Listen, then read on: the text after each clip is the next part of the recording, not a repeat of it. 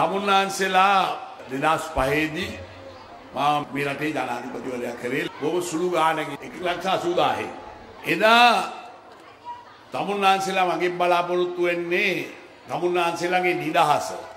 මේ රටේ ත්‍රස්තවාදයෙන් මේ රට බේරාගෙන තමුන්නාන්සේලාට නිදහසේ තමන්ගේ ආගම තමන්ගේ ඉස්කෝලේට යන්න, තමන්ගේ ආගම කියන්න පල්ලියට යන්න, තමන්ගේ කුඹුරට ගිහිල්ලා කුඹුරේ වැඩ කරන්න, ව්‍යාපාරයක් කරගෙන යන්න තියෙන නිදහසයි තමුන්නාන්සේලා බලාපොරොත්තු වෙන්නේ.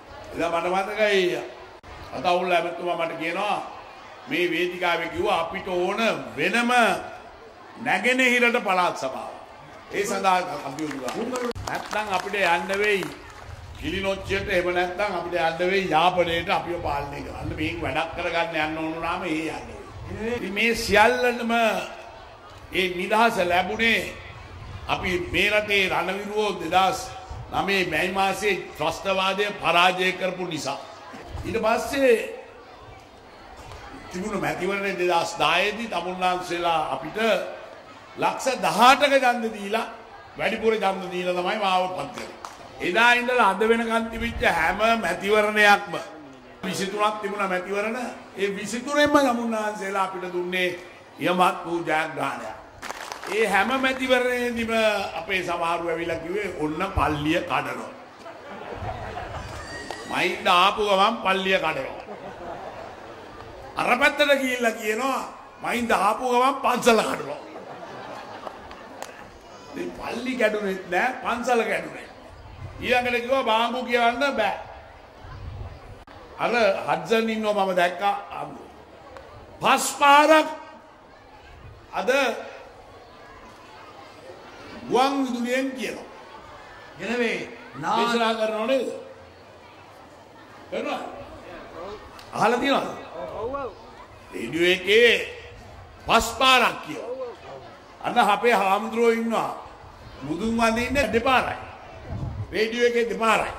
උදේටයි හැන්දෑවට. දැනුත් ඇවිල්ලා කියන්නේ පල්ලි කට. දැන් මේ පරණ තැට්ටේ ඉතින් දෙයියනේ අර කැබිනට් මණ්ඩලයේ මම ඉන්නවා, මේ ඇමතිවරුත් ඉන්නවා.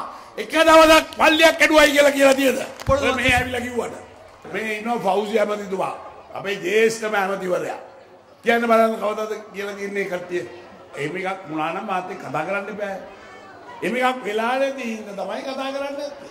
ඉතින් මෙහෙ ඇවිල්ලා කියන්නේ ඡන්දෙට අපි තමුන්නාන්සේලාට කියන්න ඕන. මම සිංහල ජනාධිපති නෙවෙයි. මම මුස්ලිම් ජනාධිපතිත් නෙවෙයි. මම දෙමළ ජනාධිපතිත් නෙවෙයි. මම මේ තුන් දෙනාගේ බර්ගර්, සිංහල, මුස්ලිම්, දෙමළ මේ රටේ ඉන්න හැම පුරවැසියෙකුම මම ජනාධිපතිවරයා මමයි. ඒ වගේම හැම ආගමකම බාරකාරයාත් මමයි කියලා තමුන්නාන්සේලාට මතක් කරගන්න. ඒකින්ද පල්ලියට ආරක්ෂාව දෙන්නෙත්, පන්සලට ආරක්ෂාව දෙන්නෙත්, කෝවිලට ආරක්ෂාව දෙන්නෙත් මේ මහින්ද මිසක් අනිත් අය නෙවෙයි. ඒකින්ද සහෝදරවරුනි මං ගැන විශ්වාසය තියන්න. එක පල්ලියකටවත් අත තියන්න මම ඉන්නකම් ඉඳ තියන්නේ නැහැ කියන එකත් ඒකින්ද මේ බොරු කතාවලට රැවටෙන්න එපා. තමුන්නාන්සේ අපි කෙරෙහි විශ්වාසය තියන්න.